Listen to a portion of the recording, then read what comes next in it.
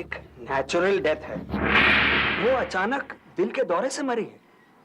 इसे medical language में सिंकोपी कहते हैं। मनमंतर अष्टाविंशति तमे जुगे कलिजुगे कलि प्रथम चरणे।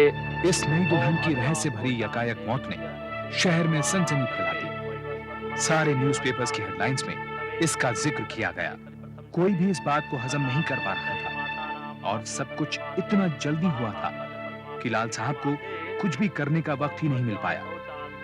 मगर इसके साथ ही सेठ परिवार और सुंदरी से संबंधित अफवाहें भी धीरे धीरे मुंह खोलकर बाहर आने लगी थी और लाल परिवार के कानों में भी पड़ने लगी। असौ चाहते अद्य स्वर्गादि प्राप्त लोक प्राप्ति कामना अग्निदाह प्रतिज्ञा हम करी से इनके पति को आग देने के लिए बुलाइए। तुम जाओ, मेरी बहन को तुम आग नहीं लगाओगे, नहीं दोगे तुम मेरी बहन को आग। पापा वो ठीक कहती है, तुम मीना को आग नहीं दोगे और अगर ऊपर ईश्वर है तो तुम भी नहीं बचोगे।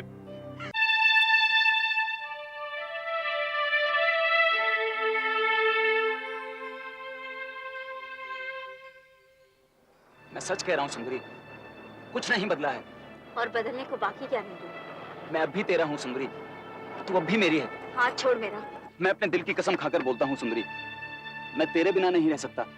जा, वहीं जा और मरने दे मुझे मेरे हाल पे। मैं कहीं नहीं जा रहा तुझे छोड़कर, मैं तेरे बिना अधूरा हूँ सुंदरी। ओह, तो सुन ले, तू यहीं आएगा मुझसे मिलने रोज रात को, और नैनीताल मैं भी चलूंगी। मैं तुझसे मिलने आऊंगा, जरूर आऊंगा, हमें कोई जुदा नहीं कर सकता सुंदरी। मगर नैनीताल क्यों? पानी पी गया सारे प्यार पे साले। सुंदरी जा, तू क्या निभाएगा वादा? मैं जा रही हूँ। सुंदरी तू कहीं नहीं जाएगी, तू जो कहेगी मैं करूंगा। तू मेरी जान है सुंदरी, मैं तेरे बिना नहीं जी सकता सुंदरी। कन्हैया, मैं तेरे बिना नहीं जी सकता।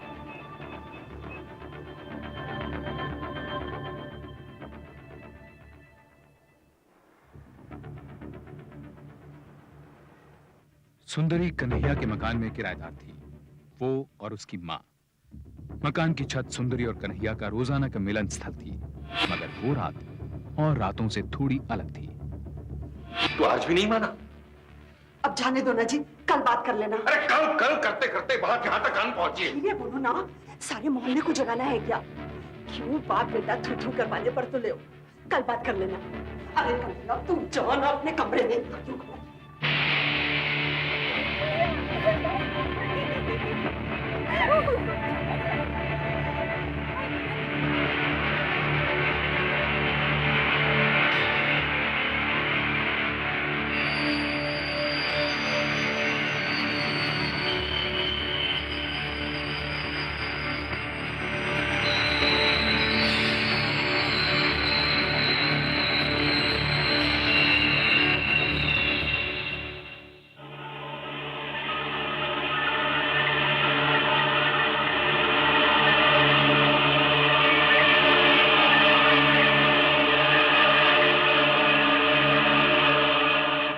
लाल और कन्हैया सेठ के परिवार एक ही मोहल्ले में रहते थे। लाल साहब ने शादी में 2.5 लाख रुपए बतौर दहेज दिया था, लेकिन नकद नहीं। मीना ने कन्हैया की उसके प्रति बेरुखी का यही कारण समझा। एक ही मोहल्ले में रहने के बावजूद लाल परिवार को कन्हैया और सुंदरी के बारे में कुछ पता नहीं था।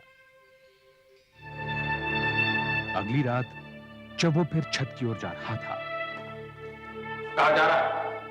आपको मालूम तो है। जा अपने कमरे में बहू के पास। बहू है वो आपकी? और तेरी है वो जो छत पर तेरा इंतजार कर रही है। साली न जात की न रूप रंग की। अरे उसे तो मैं अभी घर से बाहर निकालता हूँ। निकाल के देखो जरा। अरे कन्हैया तेरा तो दिमाग खराब हो गया है। मालूम भी है कितना दिया उन्होंने, कितना? शादी भी मैंने उसी के लिए की है। अरे इतनी पढ़ी लिखी बीवी तुझे मिलेगी तूने सपने में भी नहीं सोचा होगा। और कितना मुनाफा होने वाला कारोबार में तुझे। कारोबार मैं चला रहा हूं, घर मैं संभाल रहा हूं, सारे कर्ज मैं उतारे हैं। अगर मेरी जिंदगी में किसी ने टांग अड़ाई ना तो क्या?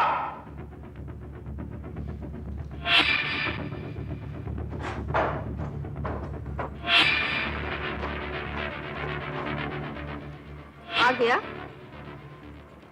नई नवेली बीवी के मजे ले रहा था? देख सुंदरी, अपनी जुबान को लगाम दे। वाह, एक ही दिन में आंखें बदल गई। ज्यादा पसंद आ गई क्या? देख मैं दोबारा बोल रहा हूँ। अरे क्या, तू क्या बोलेगा? नई औरत के मिलते ही पुरानी वाली बासी लगने लगती है। चुप साली।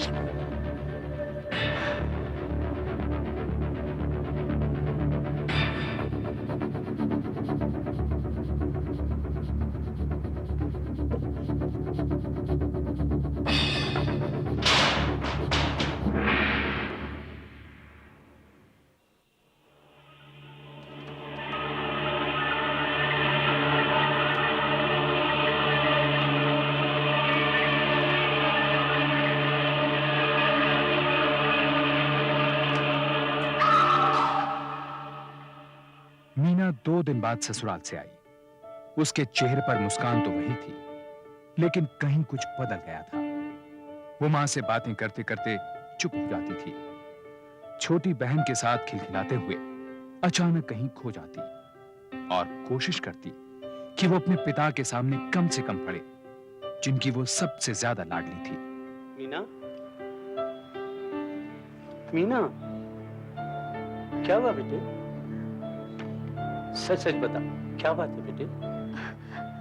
मैं गुम खड़ी थी, वो सामने पतंग है ना, उसको देख रही थी। वो एकदम आप आ गए, इससे चौंक गई। नीरू आ गई कॉलेज से? अरे नीरू आएगी तो सबसे पहले सीधा यहीं आएगी ना। शादी के एल्बम में सब लोग पूछ रहे थे कि ये लड़की कौन है। बड़ी सुंदर है। शादी हो गई या नहीं? मैंने कहा ना तो हुई है और ना ही करने का इरादा है। अभी तो वो पढ़ेगी, डॉक्टर बनेगी और फिर। मीना, तुम मुझसे कुछ छुपा रही हो बेटे। कुछ नहीं पापा। ये लो एक और नैनीताल की टिकट। वैसे तुम दोनों के टिकट तो मैं पहले ही भेज चुका हूं, फिर एक और टिकट किस लिए चाहिए थी? और ये सुंदरी कौन है? उनकी मुंह बोली बहन, बोल रही थी कि साथ चलेगी। तुम दोनों के हनीमून में कोई और साथ चलेगा? मैं कुछ समझा नहीं बेटे। पापा, अभी तो मैं उस घर में नई हूँ और सब कुछ समझने में देर तो लगेगी ना। अभी तो मैं सबसे ठीक से मिली भी नहीं। आप बेकार में चिंता कर रहे हैं, ऐसी कोई बात नहीं है। सुनिए, जरा पानी दीजिए जल्दी से, मीना को चक्कर आ रहे हैं। मीना को उसके फैमिली डॉक्टर के पास ले जाया गया। उन्होंने थकावट बताते हुए मीना को कुछ दवाइयां दी और वो वापस अपने घर आ गई। अगले दिन जब वो वापस ससुराल पहुंची तो कन्हैया दुकान पर था, सुंदरी ऑफिस गई हुई थी।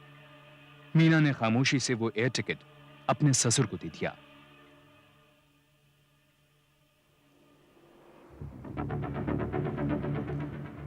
तूने सुंदरी का एयर टिकट बाबूजी को दे दिया? हाँ। मैंने तुझसे कहा था मुझे देना। आप थे नहीं। रात तक इंतजार नहीं कर सकती थी? मैं समझ नहीं पा रही हूँ, आपको दिया उनको दिया, क्या फर्क पड़ता है? ठहर, तुझे अभी फर्क समझा देता हूँ। सुंदरी, क्या बात है? इसको जानती है? शादी में देखा था। ये सुंदरी है और हम दोनों एक दूसरे से प्यार करते हैं।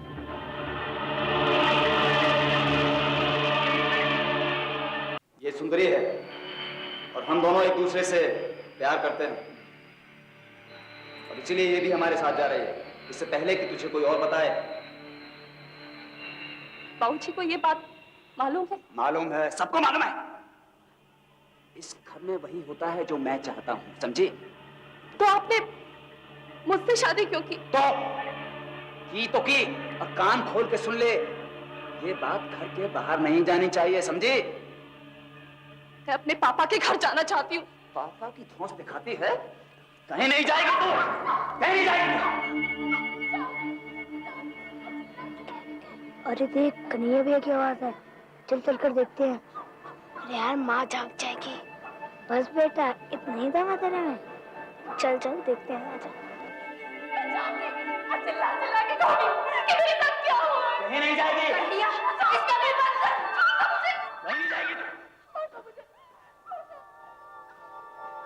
सुनती हो? अरे सुनती हो? मुझे तो एक भैया की आवाज लग रही है। अरे अब आप तो सो जाइए ना। मियाँ बीबी आपस में नहीं लड़ेंगे तो क्या गैरों से लड़ेंगे? न जाने किस मनूस घड़ी में पैदा हुआ था ये सत्यानाशी। दुखी हो गया मुझसे। मैं जाऊंगी जाऊंगी जाऊंगी।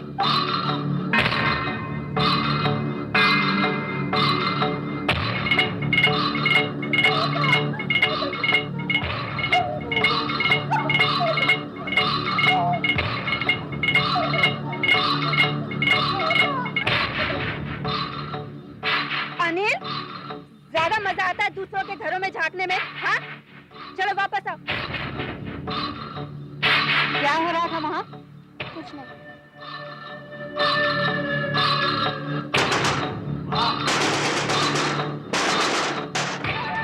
बाबूजी, मीना को कुछ हो गया है। क्या हो गया मेरा? उसको दौरा जैसा कुछ पड़ रहा है और मुंह से झाग आ रहा है। आप लोग आइए। आइए, चल, चल, चल। क्या हुआ बेटा? बहू,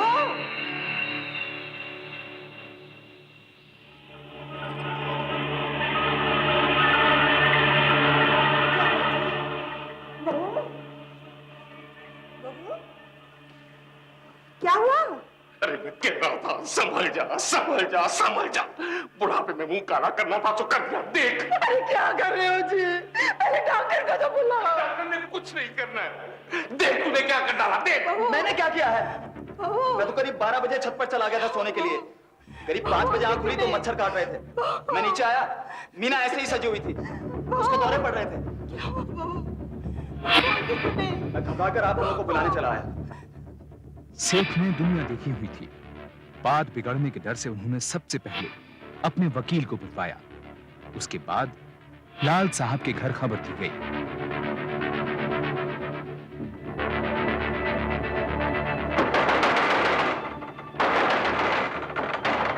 मीरू, मीना बेहोश हो गई है। क्या? हाँ, यही बताने के लिए मैं यहाँ आया हूँ। मम्मी पापा जल्दी आइए, दीदी को कुछ हो गया है। मीना बेहोश हो गई है। मैं यही बताने के लिए आया हूँ। आप लोग जल्दी चलिए आइए। अरे आइए। डैडी प्लीज जल्दी से डॉक्टर को बुलाइए। क्या हो गया? मेरी बच्ची को देखो जाके। तुम चलो, मैं बाद में आता हूँ। उठा नहीं जा रहा।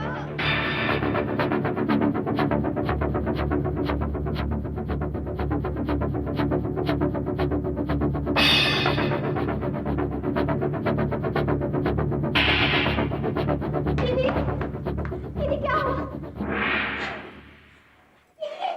जल्दी करिए ना, अस्पताल ले जाना होगा।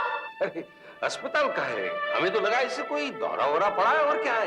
अरे आपको दिख नहीं रहा है कि क्या हालत हो रही है? दीदी, पापा,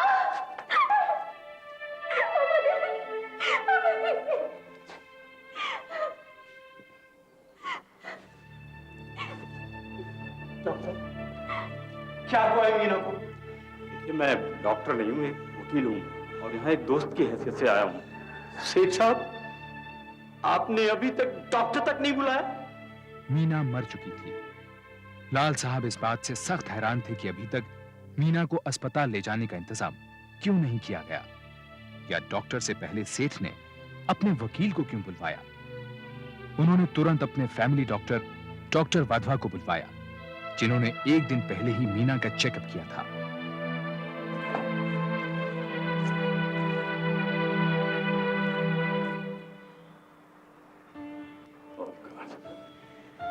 साल हो गए, लेकिन इस बच्ची की मौत सुबह 5 बजने के कम से कम 2-3 घंटे पहले हो चुकी है। देखिए हम सच बोल रहे हैं साहब। सुबह 5 बजे जब कन्हैया छत से नीचे उतर के आया तो उस वक्त इसको दौरा पड़ रहा था। वो तो खैर पोस्टमार्टम की रिपोर्ट के बाद मालूम हो जाएगा। लाल साहब, आप पुलिस को बुलाएं।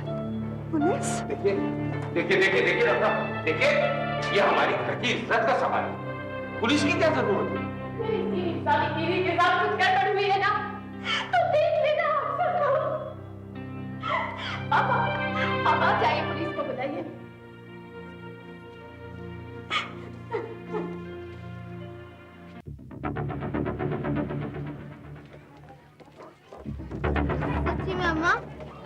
वो जो रहती है ना वहाँ सुंदरी, वो और कन्हैया भैया और तीसरी वाली रो रही थी। तुम दोनों गए क्यों थे वहाँ? मरने के लिए? हाँ? अगर अब घर से बाहर कदम निकाला तो टांग तोड़ दूंगी, समझे? इंस्पेक्टर, मेरी बेटी अचानक कैसे मर सकती है?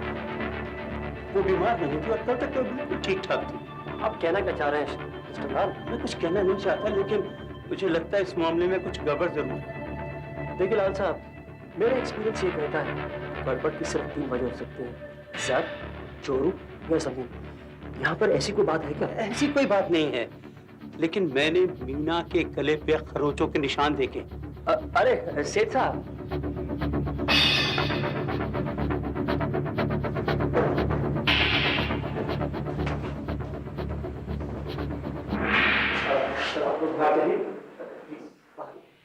इंस्पेक्टर बग्गा ने ना तो कोई फिंगरप्रिंट्स लिए और ना ही मीना की लाश की तस्वीरें खींची। उसने जोर दिया कि डॉक्टर वाधवा समेत सब लोग कमरे से बाहर चले जाएं, जिससे वो मीना के शरीर को पोस्टमार्टम के लिए ले जा सके। ये पुलिस इंस्पेक्टर अंदर क्या कर रहा है और वो लोग उससे क्या बात कर रहे हैं? मुझे तो कुछ समझ नहीं आ रहा है। भाई लाल साहब, मुझे तो इस मामले में कुछ गड़बड़ मालूम होती है। अब सब कुछ पोस्टमार्टम की रिपोर्ट के बाद मालूम चलेगा। सेठ साहब आप चलिए। आप नहीं लाल साहब, हम सब जरा कमरे को शिफ्ट कर देना। जी सर।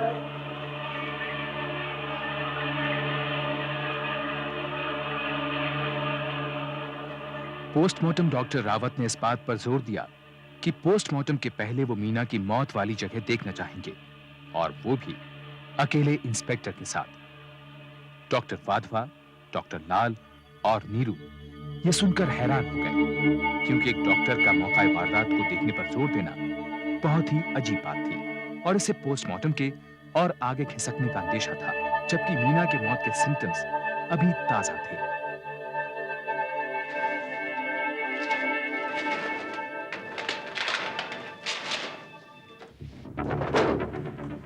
इंस्पेक्टर, ये डॉक्टर लाल ने अपने एफआईआर में क्या लिखवाया है?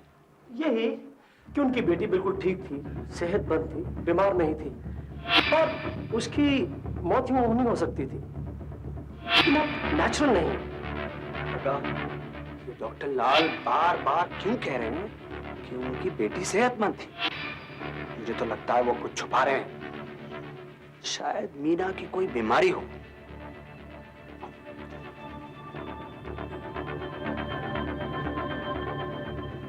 जब तक डॉक्टर रावत वापस आए और उन्होंने पोस्टमार्टम किया, तब तक शाम के 5 बज चुके थे, यानी मीना के मौत के करीब 12 घंटे बाद। और मौत के 12 घंटे बाद यह पता लगाना नामुमकिन था कि मीना की गर्दन पर खरोंचों के निशान मौत से पहले के थे या बाद के। मैंने सारी संभावनाएं देख ली, उसका पेट बिल्कुल खाली है। ये एक नेचुरल डेथ है। वो अचानक दिल के दौरे से मरी है। इसे मेडिकल लैंग्वेज में सिंकोपी कहते हैं। मनवंतर अष्टाविंशति तमे युगे कलियुगे कलि प्रथम चरणे। इस नई दुल्हन की रहस्य भरी यकायक मौत ने शहर में सनसनी फैला दी। सारे न्यूज़पेपर्स की हेडलाइंस में इसका जिक्र किया गया। कोई भी इस बात को हजम नहीं कर पा रहा था, और सब कुछ इतना जल्दी हुआ था कि लाल साहब को कुछ भी करने का वक्त ही नहीं मिल पाया। मगर इसके साथ ही सेठ परिवार और सुंदरी से संबंधित अफवाहें भी धीरे धीरे मुंह खोलकर बाहर आने लगी थी, और लाल परिवार के कानों में भी पड़ने लगी।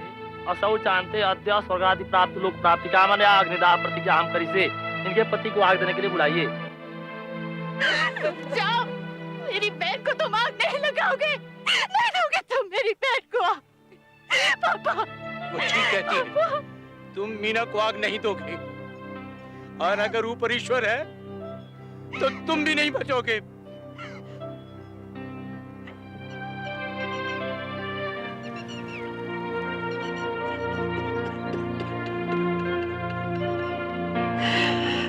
Ha ha ha ha!